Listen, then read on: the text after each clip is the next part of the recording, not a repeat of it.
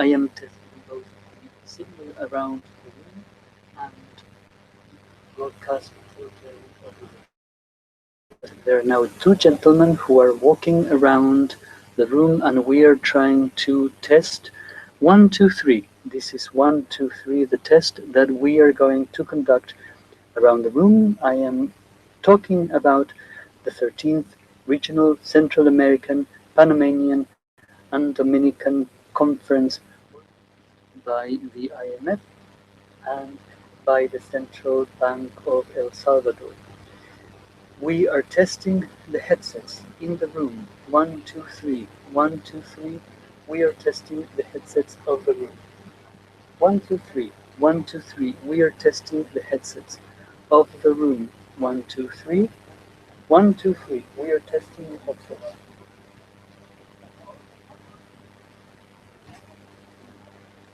1, 2, 3.